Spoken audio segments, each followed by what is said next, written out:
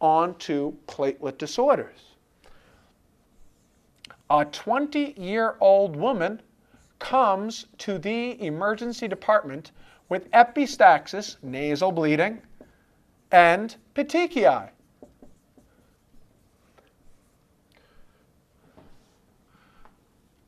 EI?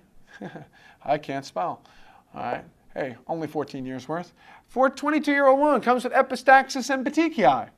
She has a prothrombin time that is normal at 12 seconds.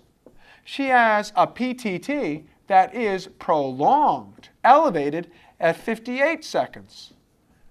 And she has a platelet count that is normal. What is the most likely diagnosis? And the answer is that the platelets, when they're normal, with an elevated PTT and a normal PT, that the person here most likely has von Willebrand's disease, because hemophilia does not occur in women. Women may carry it, but they don't express it. The first thing to always do is to start with what's the nature of the bleeding. In bleeding disorders, platelet type of bleeding is more superficial. Skin, petechiae, purpura, epistaxis, gums, gingiva, mucosal surfaces. Platelet type of bleeding is more superficial. Factor type of bleeding is deeper. Factor bleeding is into the joints. Factor bleeding is into the muscles, the hematomas. Platelet bleeding is more superficial. Factor type of bleeding is more deep. Bye, chemo man. See you next time.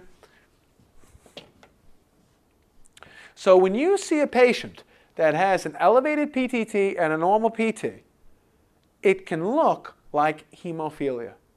If you start with the labs, you will make errors because these labs are the labs that you would see at hemophilia. However, you can't get hemophilia in a woman. You'd have to be homozygous recessive, and they don't get born. Women carry it, men express it. Women carry it, men express it. The hemophilia gene. You have to be homozygous recessives. Women carry it, homozygous recessive, okay, in order to express it. So women carry it as a silent carrier, and the men express it because they have an X and a Y chromosome. So start with the nature of the bleeding. Even if we turn this woman into a man, it still doesn't make it hemophilia. It's the wrong type of bleeding. This type of bleeding is platelet type of bleeding. And platelet type of bleeding with a normal platelet count is more likely to be von Willebrand's disease. If we take the same woman, 22-year-old woman, with epistaxis coming to the emergency department and give her a PT that's normal at 12 seconds, a PTT that is normal at 24 seconds, and make the platelets, instead of 227, 27,000, that is more likely to be the ITP. ITP, idiopathic thrombocytopenic purpura, is basically taking a healthy person, that's key, and giving them signs of platelet bleeding, epistaxis, petechiae, purpura. Platelet bleeding is more superficial. Factor bleeding is more deep. Platelet bleeding, like epistaxis, petechiae, purpura, gingiva, gums, mucosal bleeding, is platelet type of bleeding. GI bleeding could be either one. Urinary bleeding could be either one. CNS bleeding could be either one. That won't tell you. When you see epistaxis and petechiae, it's got to be platelet bleeding. Where does the vagina come in? Is it a deep or a superficial structure? The vagina comes out like platelet type bleeding. Menorrhagia comes out here. Healthy person. The most important thing, Because ITP is a diagnosis of exclusion. ITP is you take a person who's got low platelets. Well, we said before for pancytopenia, primary or metastatic cancer, TB or fungus involving the bone marrow. You have people who have drug and alcohol affecting the bone marrow, TB or fungus invading the bone marrow, drugs, alcohol, cancer invading the bone marrow, lupus stopping for increasing the destruction, looking at B12 and folate. But you know what the problem is with saying about platelet problems with metastatic cancer or primary cancer, TB and fungus in the bone marrow, lupus, B12 and folate, is that none of them should be isolated thrombocytopenia, and none of them is in a healthy person. People with metastatic breast cancer should not be walking down the street, I'm fine, and all of a sudden my bone marrow is filled with cancer and it's only affecting the platelets. Prostate cancer, where everything is fine except only the platelets. TB, where everything is fine except I just have isolated thrombocytopenia. Isolated thrombocytopenia. Isolated low platelets. In a healthy person, isolated low platelets in a healthy person equals ITP. One of the only things that can cause isolated thrombocytopenia is not metastatic cancer, not TB and fungus in your marrow, not drug and alcohol and radiation. How do you radiate just the megakaryocytes? One of the only things that can be isolated thrombocytopenia is a person who has splenic sequestration. That is why having a normal spleen is critical to this diagnosis. Healthy also means plus a normal-sized spleen, both by examination and ultrasound. The reason that you want examination and an ultrasound is that in order for you even to begin to feel the spleen on examination, the spleen has to be 3 times its normal size. In order for the spleen to even begin to be palpated, it has to be 3 times its normal size. So therefore, the ultrasound is good to exclude the splenic enlargement. Healthy person, isolated the low platelets, make sure there's no splenomegaly, and almost certainly that's your diagnosis. Now, it is true that there is some things in common between autoimmune hemolysis and ITP. The same way that you have a Coombs test here, there is anti-platelet antibodies as an equivalent. The problem is that anti-platelet antibodies don't have nearly the same degree of specificity that the Coombs test has for a person who's got hemolysis. In other words, you out there in audience land, you're not sitting around with a Coombs test that's positive, antibodies against your red cell. That's bad, something's going on. But a lot of people can have antiplatelet antibodies. It doesn't mean much of anything. Now, they are sensitive, meaning no antiplatelet antibodies, you probably don't have ITP. But they're not specific. You could have floating antibodies as immunologic noise without actual disease quite commonly. Negative test, no ITP. Positive test without thrombocytopenia means nothing. Now, there is an equivalent of increased reticulocytes for platelets, and that is increased megakaryocytes in the bone marrow. Now, there's no equivalent of the LDH and the bilirubin for platelets. There's no equivalent of those. The megakaryocytes exclude a production problem. We have low platelets but normal production if the megakaryocytes are up.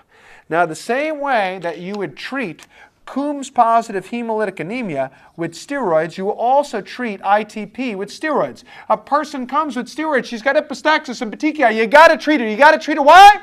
Because it's platelet count that's low and she's got some symptoms. You got to treat her. Steroids. You give her the steroids, it gets better 70% of the time, 80% of the time. You stop the steroids and it recurs. You start the steroids again, and she gets better. Maybe she gets better all the way. Maybe it recurs. It recurs. You start the steroids and it gets better. You stop the steroids and it recurs. Recur, recur, recur, recur. Splenectomy. The same for both ITP and autoimmune hemolysis. If you have recurrent autoimmune hemolysis and it keeps getting worse every time you stop the steroids, get rid of the spleen and the person will stop hemolyzing. If they don't have a spleen, you cannot destroy the red cells in the spleen if you haven't got a spleen. The same way, I can't take the platelets off to the spleen to be destroyed if you haven't got a spleen. Platelet bleeding, low platelet count, ITP. If you have isolated thrombocytopenia in an otherwise healthy person, if there's no splenomegaly, it's ITP. You can help confirm it with antiplatelet antibodies, but they're not routinely necessary. They are good if they're negative, but bad if they're positive because they're not specific. Increased megakaryocytes excludes a production problem. There's no equivalent of an elevated bilirubin or LDH for the platelets. If people have recurrences of disease, then what you do is you take the spleen out and 90% of the people will get a permanent remission. Now let's change this case just a little bit. And let's give her epistaxis and petechiae.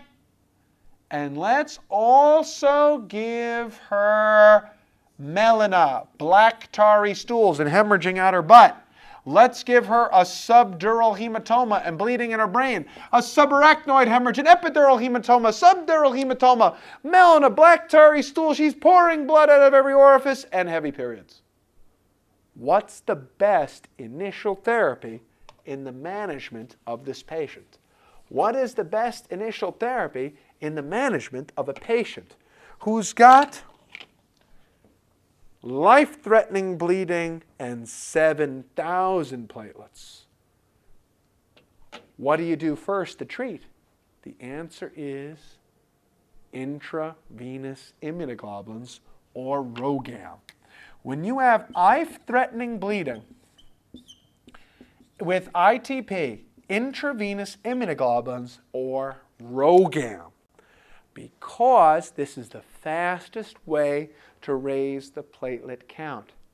Do not answer platelet transfusion. Platelet transfusions don't work because as soon as you put the platelets into the body, they get consumed by the anti-platelet antibodies. Should she get steroids? Yes. But RhoGAM and intravenous immunoglobulins raise the platelets the fastest. What do they have to do with platelets? Nothing. They don't have anything to do with platelets. They have to do with the macrophage and stopping the macrophage from consuming the platelets. Ordinary ITP, above 50,000 platelets, no bleeding, no treatment. Above 50,000 platelets, no bleeding, no treatment. Less than 50,000 platelets, with bleeding, steroids. Recurrent, splenectomy. Life-threatening bleeding, I'm going to die today, intravenous immunoglobulins and RhoGAM. That's the fastest way to raise the platelet count. Well, why would these things which have nothing to do with platelets, why would they raise the platelet count? And it has to do with a very common story called the three little platelets and the big bad macrophage. Once upon a time in the bone marrow, the three little platelets had sufficiently developed and matured enough and developed the contents of their alpha and their dense granules. And the big mother megakaryocyte says, three little platelets, you have sufficiently matured and developed enough, and it's time for you to go out into the peripheral blood and seek your fortune. But once they're in the peripheral blood, yucky, nasty antiplatelet antibodies start to coat the three little platelets, and all these platelets get covered with this on their surface. But since the antiplatelet antibodies don't interfere with platelet function, the three little platelets continue on their merry way looking to seek their fortune. When who should they meet? They meet the big bad macrophage. And the big bad macrophage says, 3 little platelets, let me come in. Or I'll huff, and I'll puff, and I'll down your trabecular meshwork, and then grab you by your little FC portion. I'm going to drag you off, and I'm going to drag you off to the spleen. Well, it looks a little like a kidney. I'm going to eat you up, eat. The 3 little platelets get very scared, and they go, oh, no, Mr. Big Bad Macrophage, not by the hairs of our FC portions. Oh, no. But the body starts to develop life-threatening bleeding. And the 3 little platelets are crashing down, and the body's going to die. And the Big Bad Macrophage comes back and says, 3 little platelets, let me come in. Or I'll huff, and I'll puff, and I'll down your trabecular meshwork. I'll grab you by your FC portions, and I'll take you off the spleen and eat you up. Gobble. Now the body's developing life-threatening bleeding. So the 3 little platelets get together. $5,000 for a dose of intravenous immunoglobulins. So when the Big Bad Macrophage comes back again, just as the body's about to die, they got to find the fastest way to raise the platelet count. And the Big Bad Macrophage goes, 3 little platelets, come out with your FC portions up. Here's your last chance. The 3 little platelets infuse intravenous immunoglobulins into the body, and all of the receptors for the FC portions of the immunoglobulins gets all saturated up. So when the Big Bad Macrophage tries to eat the platelets, it can't do it because there are no more receptors for the FC portion. So the Big Bad Macrophage is only able to say,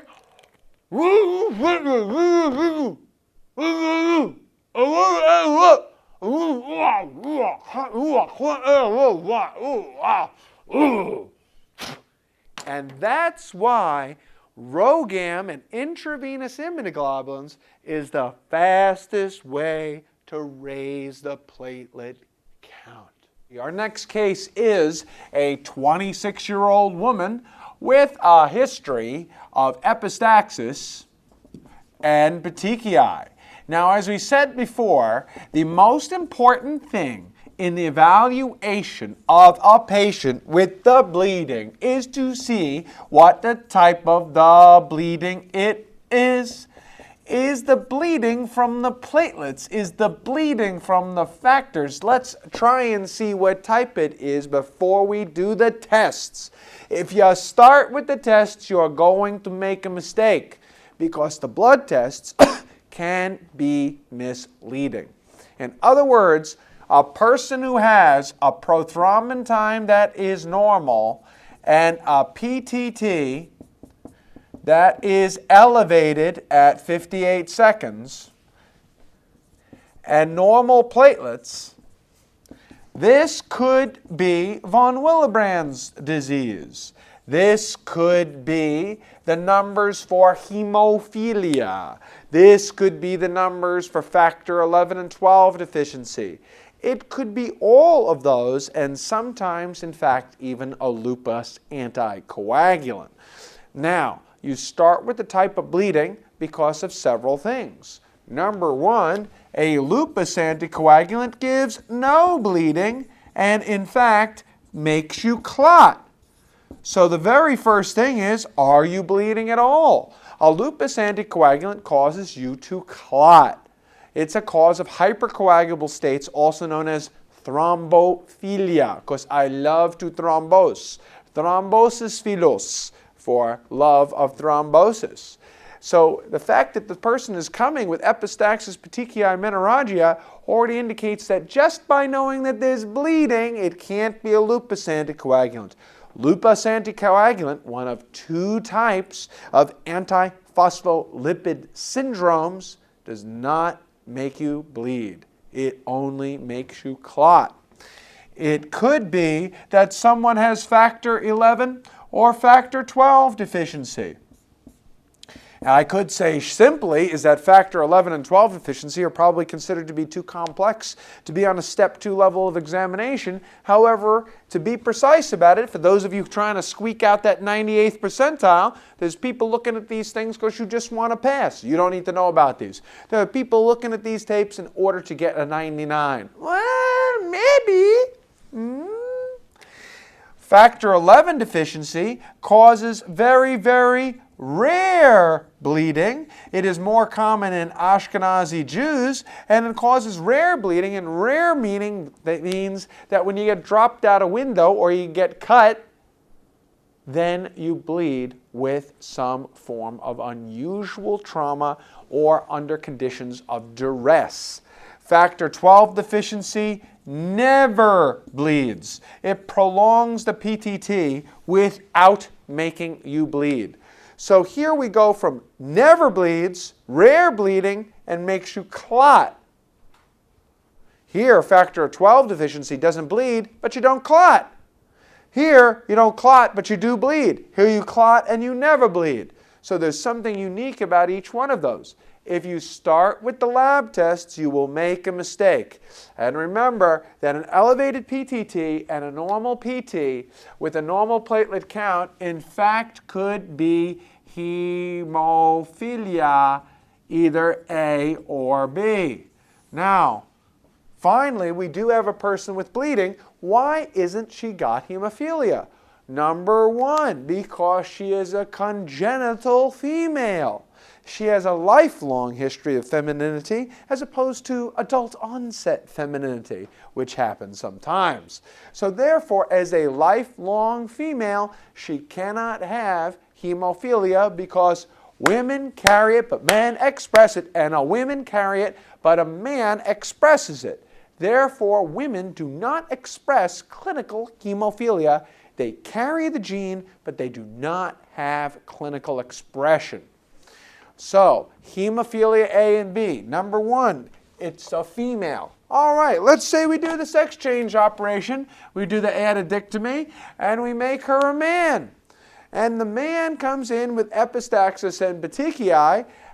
Even though we now have made a man, it still can't be hemophilia because the nature of the bleeding is wrong. It's a platelet type of bleeding. Petechiae, purpura, gum bleeding, gingiva bleeding, epistaxis, menorrhagia, purpura, gingival gums. Platelet bleeding is more superficial. Factor bleeding is more deep. Hemarthrosis. Factor bleeding is more deep. Hemarthrosis in a male child. Hemarthrosis in a male child is hemophilia. The other thing about hemophilia is it should be delayed delayed bleeding in a male child. Why is it delayed? Because let's say that you have blood vessel rupture from a lacerated vessel. The first thing that happens is that from underneath the endothelial cells, we have the release of von Willebrand's factor and factor VIII from underneath the endothelial cells.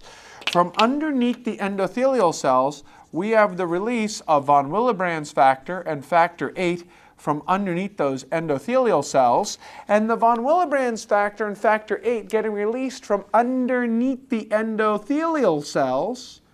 When this factor gets released, the von Willebrand's factor and the factor VIII from underneath the endothelial cells, this factor binds to the platelets, sometimes even binds to them, just not even blinds them.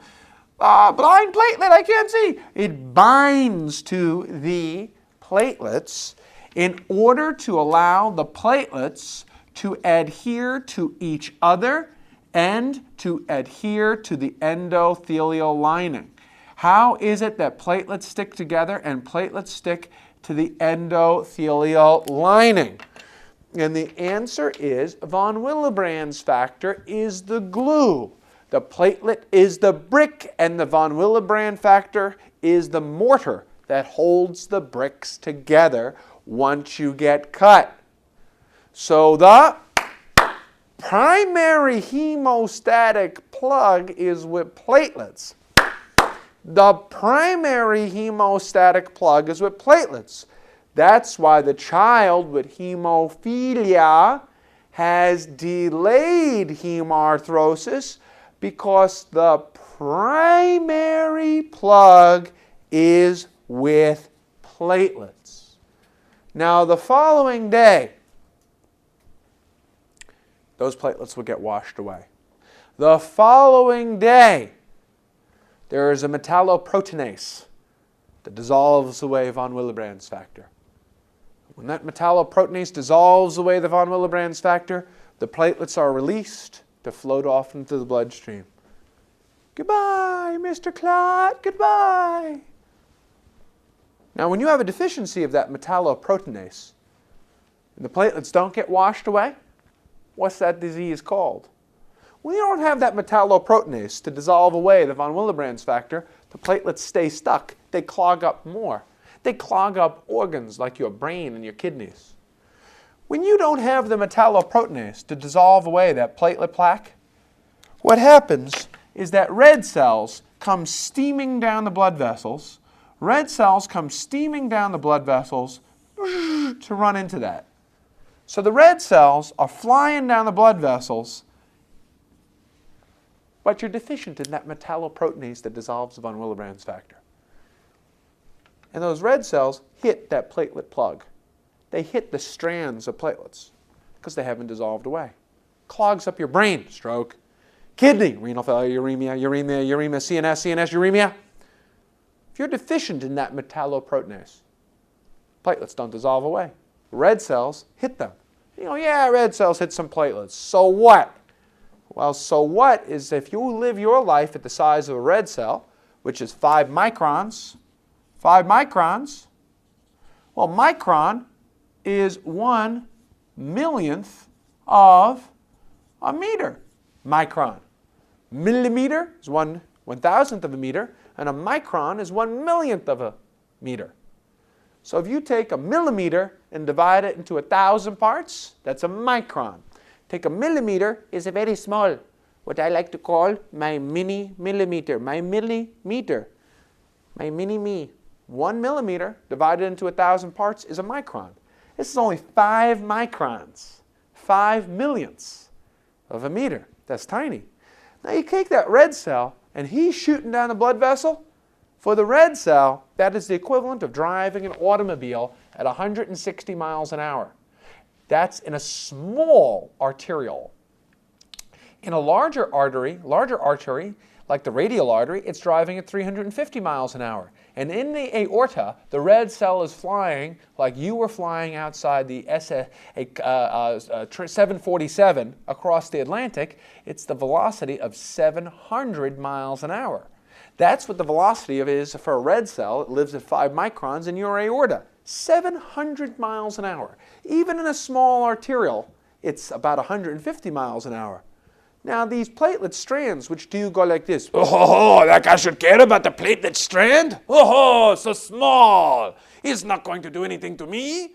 Well, the red cell hitting that platelet strand at 150 miles an hour, its equivalent in velocity, is like you driving across the George Washington Bridge or the Golden Gate Bridge or whatever bridge you got held up by steel cables. And at the moment you come to the steel cables, you're riding at 150 miles an hour, and you decide to put your entire body outside the window and run into a steel cable at 150 miles an hour. It would shear the top of your body right off. Take your head right off. And that's what happens to those red cells. It's like driving a car at 150 to 170 miles an hour into steel cables, shreds it. Or like those things that you use to slice up hard-boiled eggs with the wires. Push it down and slices the hard-boiled eggs and slice into pieces. And what happens is that the red cells get broken up, smashed into pieces. And those pieces are called fragmented cells, sometimes called schistocytes, helmet cells, because the blood vessels are broken up in the micro, small blood vessels, angiopathic, bad small blood vessels, microangiopathic, hemolytic anemia. This often happens in the kidney, so you get uremia. It happens in the brain, so you can get CNS manifestations, and you get hemolysis, uremia, and the platelets go down.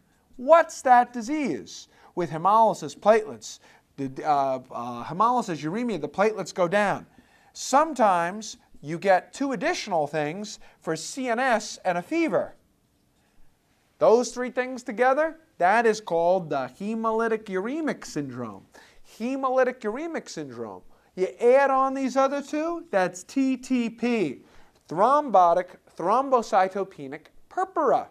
Thrombotic thrombocytopenic purpura with all 5.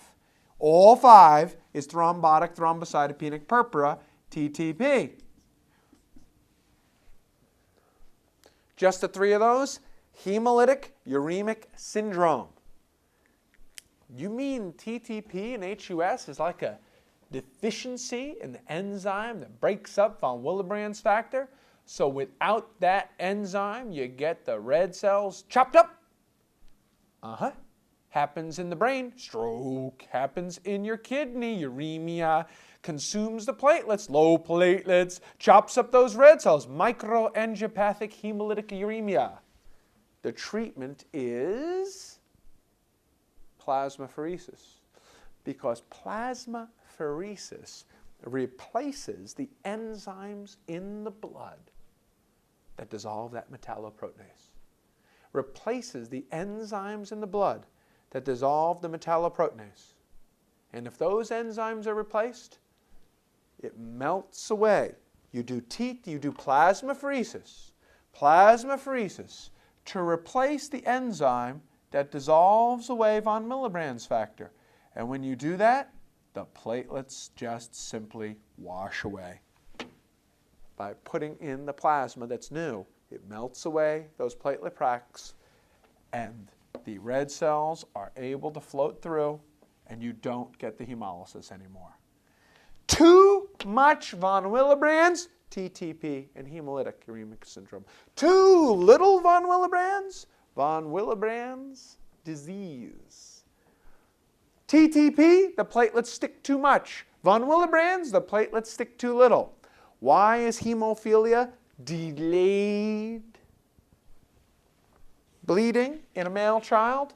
Because the primary hemostatic plug is with platelets. So the primary hemostatic plug occurs, and then the next day the platelets dissolve away.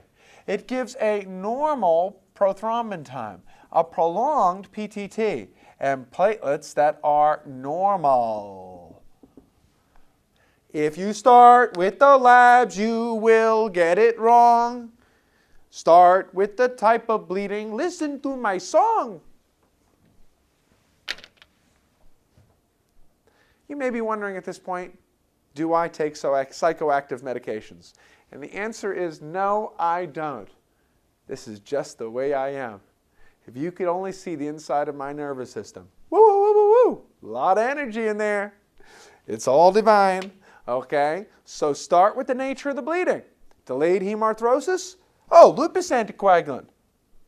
No bleeding, just clotting. Can't be this. That gives clotting. Ashkenazi Jews, rare bleeding? No, they would never say spontaneous bleed. Factor 11 deficiency doesn't have spontaneous bleeding. Factor 12 deficiency gives no bleeding at all. Hemophilia gives delayed bleeding. Hemophilia gives delayed bleeding, and the specific tests are, 1, a mixing study, because in mixing studies, deficiencies of clotting factors, the PTT will come to normal. The PTT will correct. The PTT will come to normal if you mix it up with normal plasma. And inhibitors or antibodies, inhibitors do not correct. No correction. Inhibitors do not correct. And then you get specific levels of the individual factor.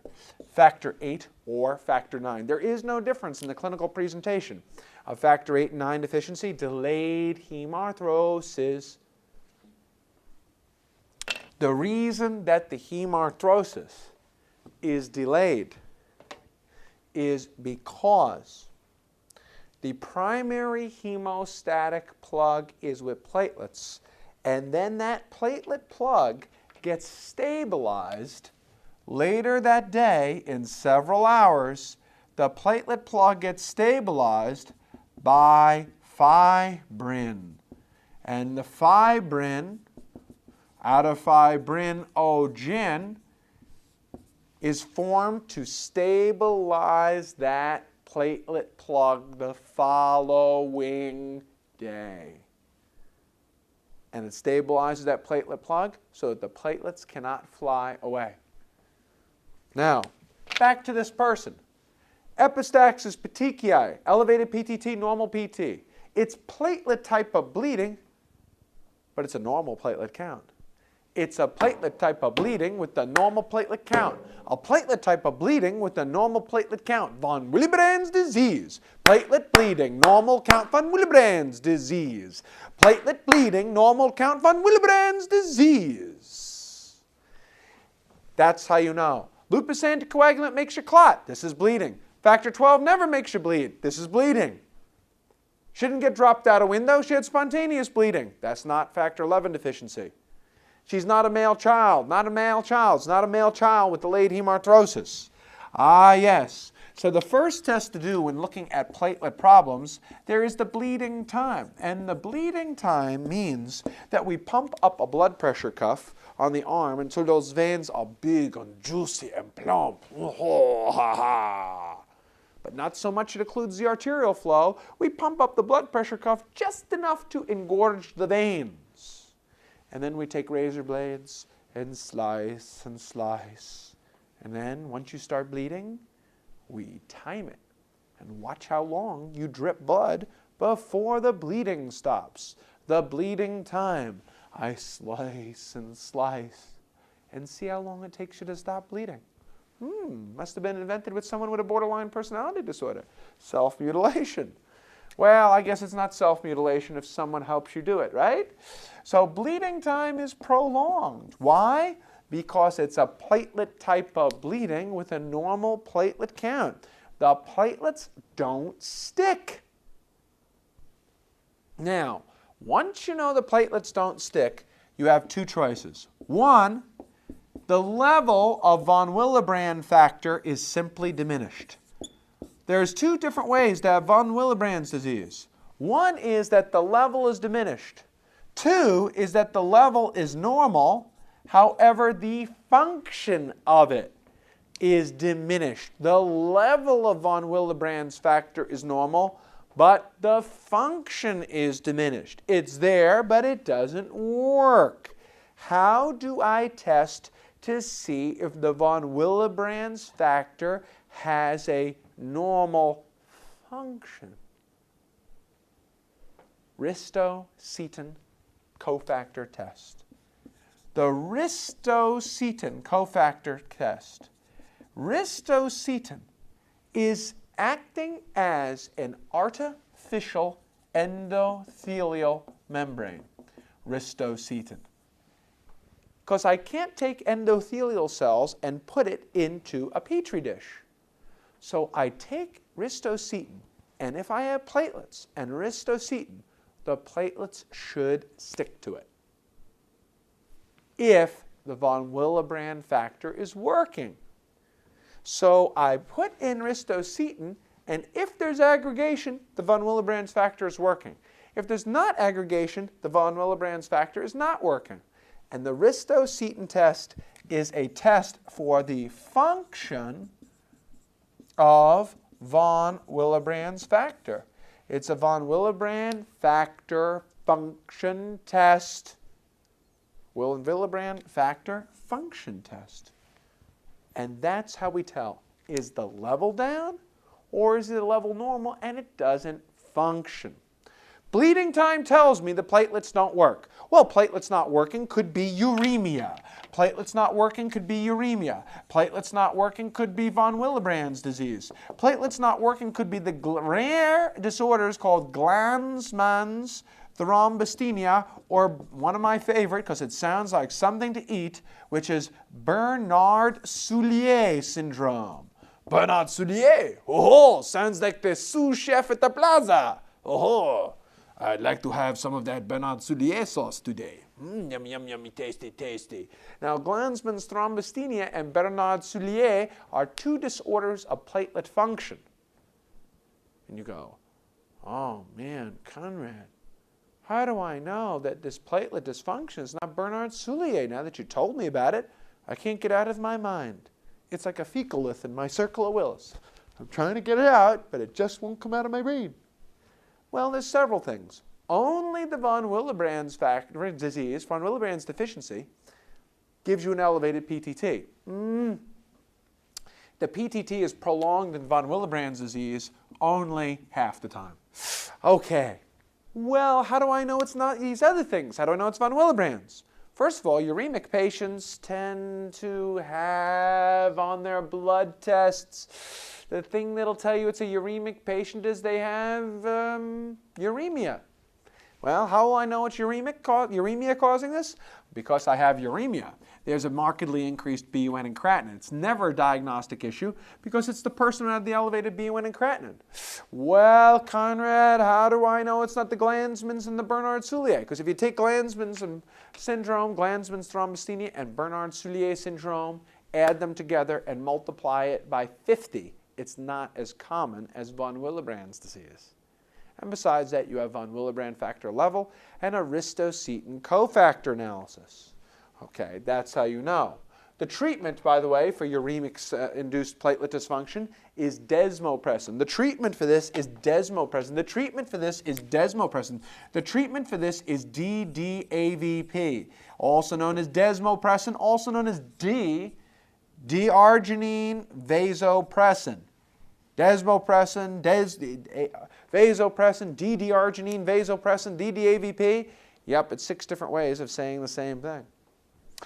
And so it is that the best initial therapy for von Willebrand's disease is desmopressin, DDAVP. Desmopressin causes the release of subendothelial stores of von Willebrand's factor and factor VIII. Desmopressin can lead to the rapid reabsorption and release of these factors to cause increased adherence of platelets. The best initial therapy for von Willebrand's disease is desmopressin because you can have decrease in the ability to bleed, decreased bleeding, however, you don't have to transfuse blood products into the patient. It is not a recombinant factor, nor is it a pooled blood product. Therefore, it has no chance of disease transmission.